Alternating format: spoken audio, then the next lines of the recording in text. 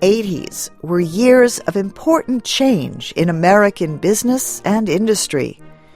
20 years after the Civil War, the United States had become one of the leading industrial nations of the world. As the number of factories increased, so did competition between businesses.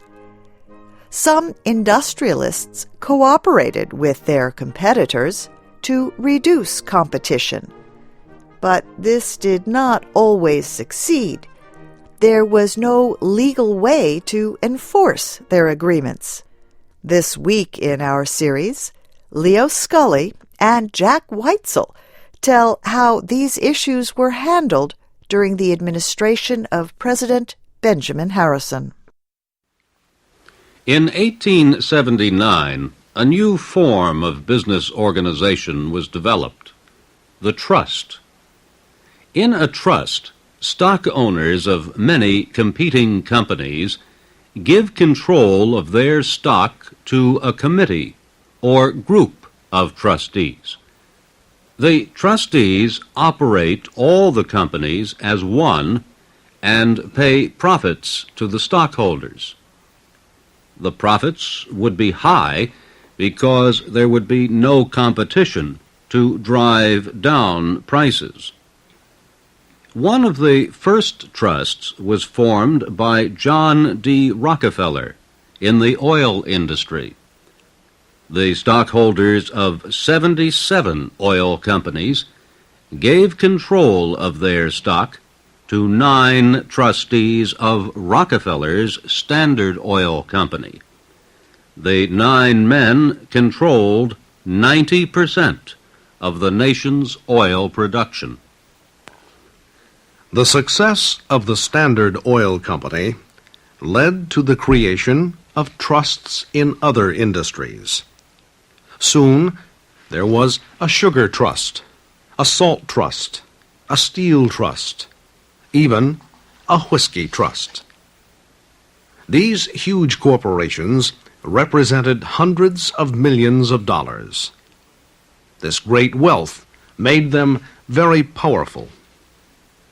Former President Cleveland, himself a friend of business, warned of a growing danger.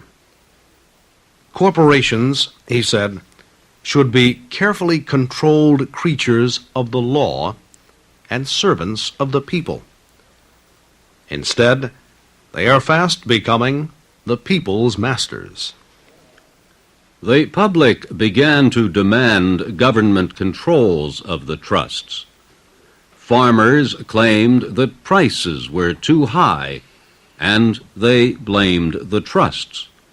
Workers said their unions could not negotiate with the new industrial giants.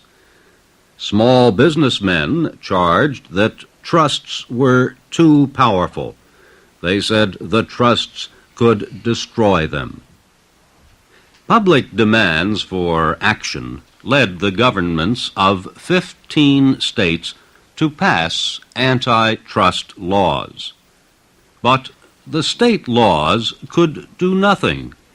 Most of the trusts were nationwide corporations, which did business in many states.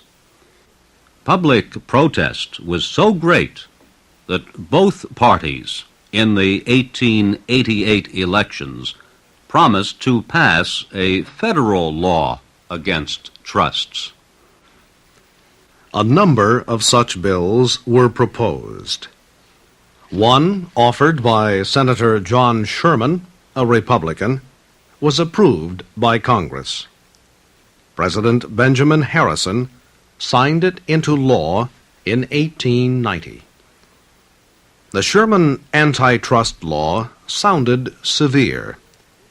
It said it was illegal for a trust or any other organization to interfere with interstate commerce, trade among the states. It was also illegal for any person or organization to form a monopoly, to get control of a whole industry. The law ordered harsh punishment for any person found guilty of these crimes. It sounded like a strong law, but it was not. It was written in a very general way that left the courts to decide what the law really said. Opponents of the Sherman antitrust bill said its purpose was not to destroy trusts, but to make the public believe that trusts would be destroyed. During President Harrison's administration, only 8 corporations were accused of violating the new antitrust law. Of the 8, only 1 was found guilty, and only in a very limited way. The first company charged was the Whiskey Trust. A court dismissed the case. It said the government failed to prove that the trust had interfered with interstate commerce. A few years later, the government asked the courts to break up the huge Sugar Trust, which controlled 98% of the sugar-producing industry. The Supreme Court refused to do so. It said that it was true the trust had formed a monopoly in the sugar-producing industry, but it said the monopoly was in manufacturing, not in trade or interstate commerce. Therefore, said the High Court, the Sugar Trust was legal and did not violate the antitrust law. Industrial trusts helped to reduce competition among American companies. High tariffs also gave some protection from competition with foreign companies. But business leaders were not satisfied. They demanded even higher taxes on imports to further reduce competition. So, Republican Congressman William McKinley of Ohio proposed a new tariff bill, one that would raise import taxes higher than ever before. The tax already was about 38% on most imported products. The new measure would raise it to almost 50%. Not everyone in the Harrison administration supported the high tariff measure. Secretary of State Blaine wanted to increase trade between the United States and other countries. He warned that new high tariffs would destroy those plans. Blaine also opposed the bill because he felt it would hurt the Republican Party politically. In a letter to Congressman McKinley, Blaine said the bill would anger the farmers by adding as much as 8% to the price of shoes for their children. Such movements as this for protection, said Blaine, will move the Republican Party only into speedy defeat. Most Western and Southern congressmen opposed the tariff bill because it would mean higher prices to the people of their states. But the bill could not pass without the support of some of them. So, supporters of the tariff bill offered a deal. If Westerners voted for the tariff measure, then Eastern lawmakers would support a silver purchase bill that the Westerners wanted. The bill, known as the Sherman Silver Purchase Act, would have the government buy 4.5 million ounces of silver each month. The government would pay for the silver with paper money, treasury notes, which could be exchanged for gold or silver money. Western mines were producing huge amounts of silver. By selling it to the government, the mining interests hoped to keep the price of silver from falling. Western interests spoke in Congress now with a much stronger voice. In 1889 and 1890, 6 Western territories became states. This added 12 more Western representatives in the Senate and others in the House. The deal was agreed to.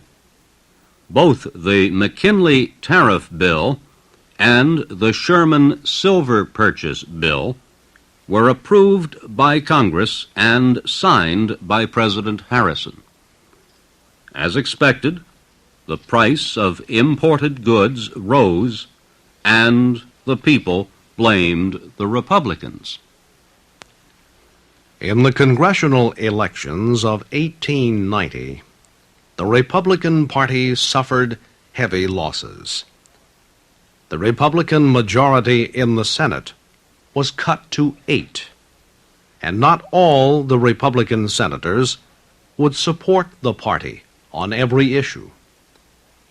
The Republicans lost control in the House of Representatives. Only 88 were elected to House seats. Democrats elected 235 representatives.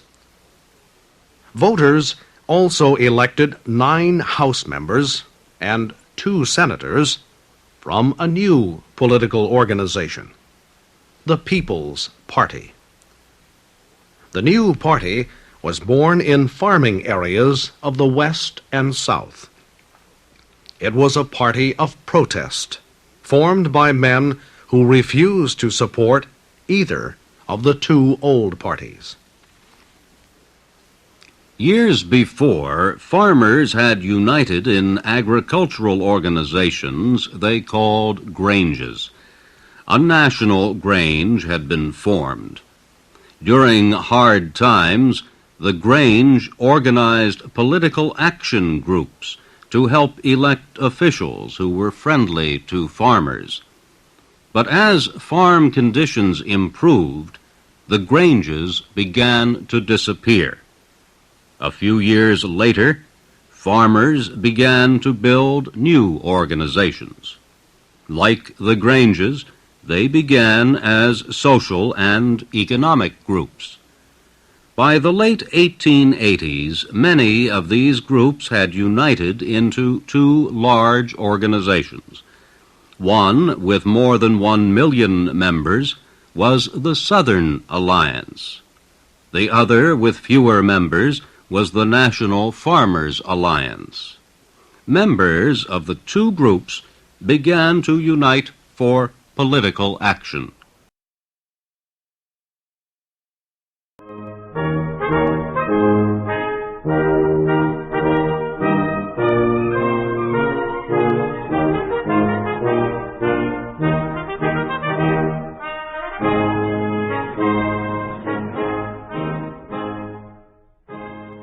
Thank you for watching. Can you do me a favor? Please leave a comment in the comments section below.